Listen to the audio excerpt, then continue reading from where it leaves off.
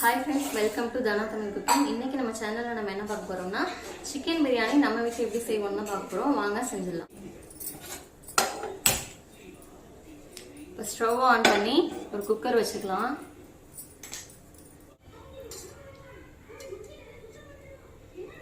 Refined oil கொஞ்சம், gold winner.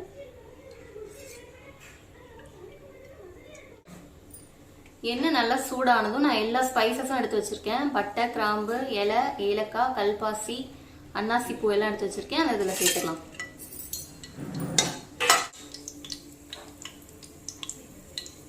இது நல்லா பொரிஞ்சதும் இப்போ நம்ம வெங்காயத்தை சேர்த்துக்கலாம். நான் ஒரு 300 கிராம் கிட்ட வெங்காயம் கட் பண்ணி வச்சிருக்கேன். அதை சேர்த்துக்கலாம். கொஞ்சமா வெங்காயம் வதங்குறதுக்கு மட்டும் கொஞ்சமா உப்பு போட்டுக்கலாம்.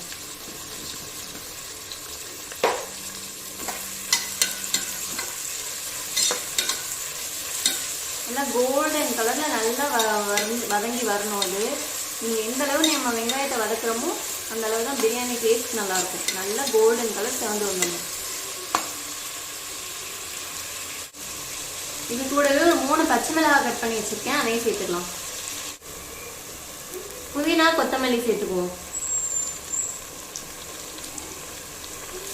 இப்போ நம்ம இதில் என்ன சேர்க்கணும்னா, நம்ம தக்காளி சேர்க்கறதுக்கு முன்னாடி நம்ம மசாலாஸ்லாம் சேர்த்தோம்னா நல்லா அந்த எண்ணெயிலே நல்லா ஃப்ரை ஆகி பிரியாணிக்கு நல்ல கலர் கொடுக்கும். அதனால் இப்போ நான் வந்து மசாலாஸ்லாம் சேர்த்துக்கிறேன். நம்ம வீட்டிலே ரெடி பண்ண மஞ்சத்தூள், மிளகாத்தூள், கரம் மசாலா, கொஞ்சமாக பிரியாணி பொடி எடுத்து வச்சுருக்கேன். எல்லாத்தையுமே சேர்த்துக்கலாம்.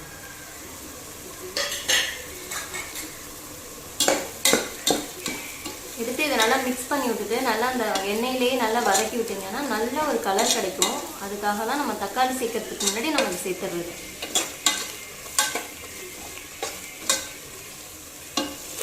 பாருங்க, நல்ல ஒரு கலர் கொடுக்கும். இந்த ஸ்பூனால ஒரு 2 ஸ்பூன் இஞ்சி பூண்டு பேஸ்ட்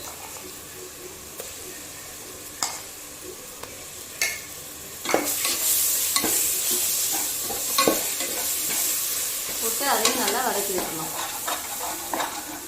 இஞ்சி பூண்டு பேஸ்ட் போட்டோன்னா கொஞ்சம் உங்களுக்கு பிடிக்கிற மாதிரி இருக்கும். அதனால அடுத்த ஸ்பூனில் வச்சுட்டு நல்லா ராஸ்மெல் போகிற வரைக்கும் நல்லா வதக்கி விட்டுருங்க.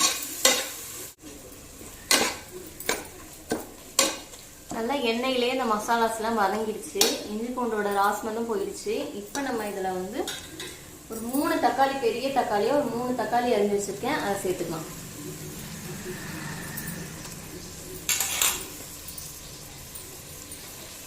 தக்காளி ரொம்ப அதிகமாகவும் போயிடக்கூடாது, ரொம்ப கம்மியாகவும் இருக்கக்கூடாது.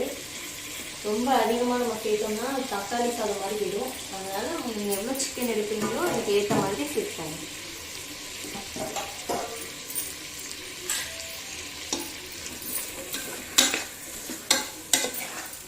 இந்த மசாலா கூட இந்த தக்காளி நல்லா சேர்ந்து வதங்கி நல்லா குழஞ்சி வந்துடணும். இந்த மாதிரி நல்லா வதக்கிக்கலாம். இப்போ இதுக்கு பிரியாணிக்கு தேவையான உப்பையும் சேர்த்து நல்லா வதக்கிட்டோம்னா தக்காளியோட சேர்ந்து நல்லா தக்காளி நல்லா குழஞ்சி வந்துடும். அதனால உப்பையும் சேர்த்துக்கலாம். இது கூடவே ஒரு 1/2 கப் தயிர் சேர்த்துக்கிறேன். நல்லா சாதம் நல்லா சாஃப்டா இருக்கும். அதுக்காக ஒரு 1/2 கப் தயிர் சேர்த்துக்கலாம். தக்காளியும் நல்லா மேஷ் ஆகி மசாலாஸோட நல்லா கலந்து வந்துருச்சு. இப்போ நம்ம இதில் வந்து நம்ம வச்சுட்டு சிக்கனை சேர்த்துக்கலாம்.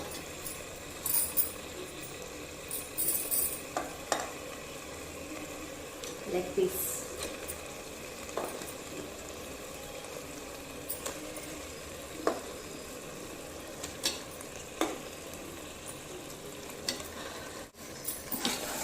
மசாலாவோட நல்லா அதை தயாரிக்கலாம்.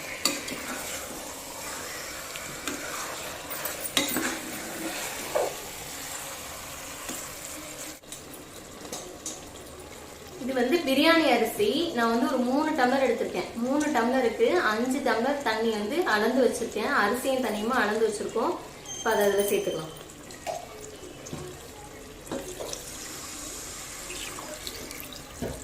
நீங்கள் நார்மல் சாப்பாட்டு அரிசி எடுத்தீங்கன்னா, நம்ம ரெகுலராக சாப்பாட்டுக்கு யூஸ் பண்ணுற அரிசி எடுத்தீங்கன்னா 1 டம்ளர் அரிசிக்கு 2 டம்ளர் தண்ணி சரியா இருக்கும்.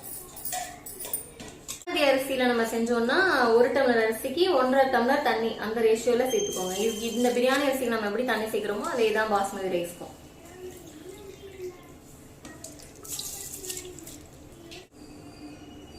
இப்போ நம்ம அரிசியெல்லாம் அதில் சேர்த்தாச்சு. அரிசி உடஞ்சிடாம லைட்டாக மெதுவாக பொறுமையாக கலந்து விட்டு இது ஒரு கொதி வந்தோடனே ஒரு அரை மூடி லெமன் சேர்த்து இது மூடி வச்சிடலாம்.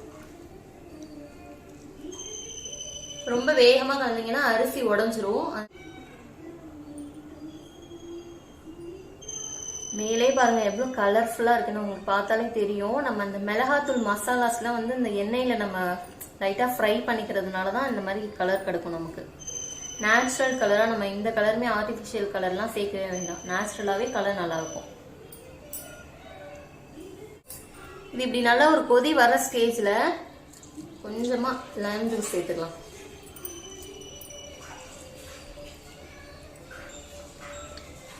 ஒட்டாம சாதம் ரொம்ப குழையாம வரும், அதுக்காக இந்த லெமன் ஜூஸ் சேர்க்கறது. சேர்த்துட்டு உங்களுக்கு உப்பு உரப்பு எல்லாம் கரெக்டா இருக்கான்னு இந்த ஸ்டேஜ்ல பார்த்துட்டு குக்கர் விசில் போட்டு மூடினோம்னா ஒரு 3 விசில் வந்து சிம்மில் வச்சு எடுத்தோம்னா பிரியாணி ரெடி. நான் விசில் விட்டுட்டு உங்களுக்கு காமிக்கிறேன்.